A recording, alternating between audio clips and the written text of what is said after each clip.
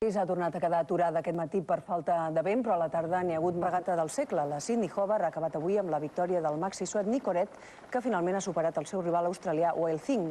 Aquest any la Sydney Hobart ha viscut una de les seves edicions més dures a causa del mal temps. L'última nit ha estat especialment complicada, amb vents de fins a 50 nusos prop de l'illa de Tasmània. Pel camí han quedat la majoria dels favorits, entre ells el primer líder, el Shockwave, i en total hi ha hagut 20 abandons.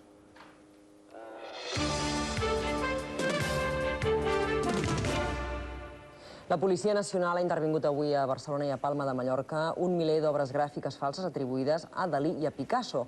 Els agents procedents de Madrid també han detingut en un mes 3 persones relacionades amb l'edició, la difusió i la venda dels quadres falsos que han estat dipositats al Museu Picasso i a la Fundació Gala Dalí.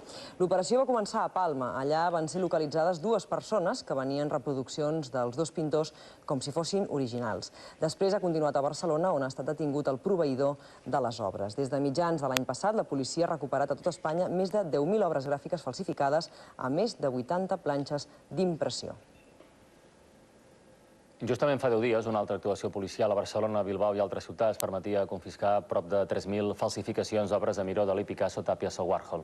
La intervenció marcada a l'anomenada Operació Artista va comportar la detenció d'11 persones, 7 espanyols i 4 italians, recordem-ho. Tot i l'alarma entre els galeristes d'art, un d'ells, Joan Gaspar, obria l'endemà una mostra de gravats i litografies de Miró sense dubtes sobre la seva autenticitat, però, això sí, amb consells als col·leccionistes. Aquestes imperfeccions són degudes que l'artista, el Miró, a l'apretar, apreta més o apreta menys i el solc del gravat queda més o menys fort. Si això se'n treu un clixé per fer-ne una reproducció, això surt amb una unitat total i es perden aquests petits matisos. Això és una de les peces que dona i que pot fer pensar que això és fals. És la mirada de l'expert, el veredicte d'anys d'experiència i coneixement del mercat de l'art. I també és l'arma amb què els compradors poden defensar-se del frau de les falsificacions. Només un dia després de conèixer la confiscació de més de 3.000 obres falses, Joan Gaspar obria a la seva galeria una exposició de litografies, gravats i aiguaforts a Joan Miró, un dels artistes més falsificats, al costat de Picasso o Tàpies, en el botí de l'operació policial de fa una setmana i mitja. A mi em consta que la policia feia bastant temps que anava al darrere en tot això, perquè alguna vegada m'havien vingut a consultar alguns procediments i algunes històries, però, esclar, davant d'una falsificació de tal magnitud, això es ve de bastant, perquè pot portar un problema al mercat, però ara podem estar tranquils perquè tota aquesta part de peces estan retirades del mercat i ara el que queda al mercat, diguem-ne, suposem que és el bo.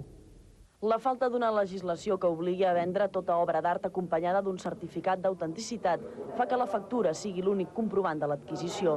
Les factures, però, no sempre es troben. Moltes es perden al llarg dels anys i moltes no es fan oficials per esquivar el 16% d'IVA.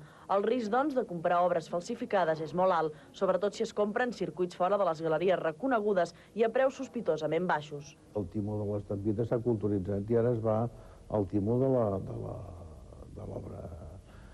sobre paper, no? És a dir, escolta, mira, tu, hi ha un iaio aquí que té això i em vol 35.000 pessetes. Home, però si això val 1 milió de pessetes, per què? Home, doncs aquestes diferències són notables i la gent ha de saber-ho. Fins al 28 de febrer, les 33 peces d'obra gravada de Miró seran a la Galeria Joan Gaspar de Barcelona, on, com en totes les sales d'art serioses i de prestigi, el client en podrà verificar l'origen i autenticitat sense cap impediment.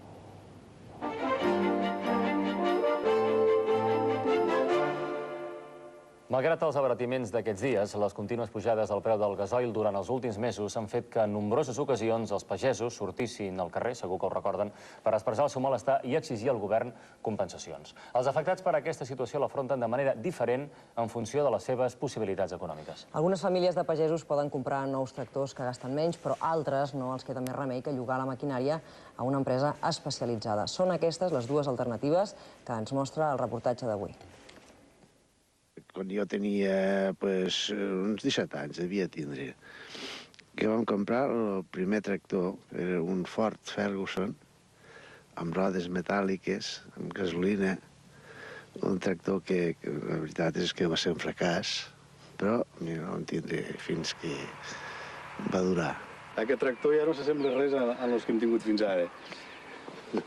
Porta molta electrònica, que avui els mecànics han de ser electricistes al compte de mecànics. I porta una sèrie d'adelantos, de que gira l'eje del davant. Els han fet una línia molt moderna, capó molt redó. Fa poques setmanes que la família Terrats ha comprat aquest tractor de 150 cavalls. És una màquina d'última generació per treballar en l'agricultura extensiva i que incorpora els últims avenços tecnològics. Per això, per exemple, necessita menys espai per girar, cosa que permet estalviar temps i combustible i, per tant, diners. Els tractors nous porten més tecnologia i serveixen per avançar feina. Inclús potser poden economitzar una mica de gasoil. Els tractors d'aquestes característiques costen més de 10 milions de pessetes i tenen una vida útil d'unes 15.000 hores de feina. A més, l'agricultor ha de comprar altres estris per poder treballar la terra. No totes les famílies pageses poden fer front a aquestes inversions per l'estancament dels preus als que venen la seva producció. És el cas de la Glòria Ribalta, que ha llogat els serveis d'una empresa per adobar la terra. Fa 50 anys, aquí en 100 hectàrees, havia 3 treballadors, 3 jornalers, i ara no n'hi ha cap. Tenim que anar per serveis, perquè tindre aquí 3 persones no es poden mantindre. De la terra no surt. Les empreses de serveis són utilitzades bàsicament per pagesos que s'han fet grans i el seu fill no es vol guanyar la vida en el sector primari.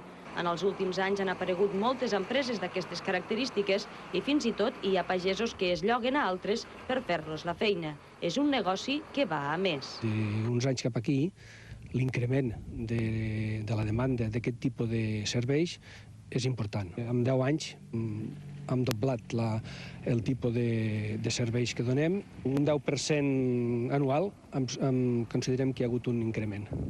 El Centre de Mecanització Agrària del Departament d'Agricultura recomana la utilització d'aquestes empreses, però els sindicats afirmen que el pagès ha de ser capaç de fer-se ell mateix la feina i que ha de tenir una explotació prou gran per poder rendibilitzar la maquinària. Les explotacions aquests últims anys han incrementat la seva dimensió i, per tant, poden rentabilitzar millor les inversions. Però el que no es pot dir és que un pagès llogui la maquinària en una empresa de serveis per norma, perquè això no té sentit. Si un senyor té que fer això, vol dir que ha de plegar de fer de pagès. I mentre es posa damunt de la taula el debat sobre les relacions del pagès amb la maquinària i la terra, les vendes de tractors nous han començat a baixar a les demarcacions de Lleida i Girona, on hi ha sectors com la fruita i el cereal, que són els que pateixen més la crisi de preus del sector primari. Segons la Generalitat, aquesta és una tendència que ja és ferma en alguns països com França, on les vendes de tractors han baixat un 8% aquest any. L'increment dels preus del gasoil i d'altres derivats del petroli, com els adobs i els plàstics, pesen com una llosa sobre uns professionals que saben el que els costarà produir una collita, però no a quin preu la vendran, i que per això s'ho pensen molt a l'hora de fer inversions. Així hem arribat a l'últim minut del Telenotícies. Tenim el temps just per recordar en titulars el que han estat més destacat. Ho fem, com sempre, en el resum. L'arribada massiva d'immigrants atrets per la falsa notícia que se'ls legalitzaria la situació ha tingut avui per escenari Barcelona. La policia ha intervingut per evitar que la situació no es descontrolés davant l'aglomeració de milers de persones. La convocatòria d'eleccions avançades al País Basc sembla més a prop que mai. El president del Parlament, Juan María Atutxa, s'ha afegit a les veus que consideren ingovernable l'actual situació. Unes hores abans, ETA havia col·locat una bomba en un edifici de Sant Sebastià amb part de la dinamita que va robar a França. Israelians i palestins es fan enrere i anulen la cimera d'avui a Egipte que havia de preparar l'acord de pau impulsat per Bill Clinton. A Tel Aviv, l'atemptat dels grups radicals islàmics contra un autobús, que ha causat 13 ferits, evidencia les dificultats per buscar una sortida negociada. Els temporals de neu i de vent obliguen a decretar l'estat d'alerta a Catalunya i a 9 comunitats autònomes més.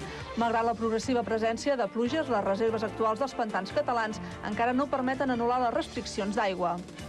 El recinte final de Montjuïc acull la primera jornada de reflexió dels 80.000 joves de diferents països europeus que participen en la trobada internacional de la comunitat ecumènica del TIG. Moltes famílies i centres parroquials s'han mobilitzat per acollir els participants que han vingut de l'estranger. L'Institut Nacional del Consum decideix retirar 10 models de patinets perquè no compleixen els requisits de seguretat exigits. Les autoritats recorden que les joguines homologades porten l'etiquetatge de la Comunitat Europea. Comencen a Mallorca les feines d'enderrocament d'un hotel de més de 200 habitacions que s'aixecava damunt d'unes roques a primera línia del mar. Amb actuacions com aquesta, el govern balear vol posar fre a la proliferació indiscriminada de construccions turístiques. El Barça és a punt de tancar el fitxatge del defensa central brasiler Cris, de 23 anys, mentre el centrecampista argentí Riquelme està molt a prop del Real Madrid. Doncs res més, els deixem ara amb la previsió del temps, avui amb una notícia afegida, i és que neva a hores d'ara a cotes molt baixes, sobre els 700 metres. Tomàs Molina ens ho explicarà. Si volen seguir en contacte amb l'actualitat, recordin l'edició d'Última Hora i la cita a les 10 al canal 33 o Catalunya Ràdio i Catalunya Informació, per descomptat. Nosaltres tornem demà. Gràcies per la seva atenció i molt bona nit.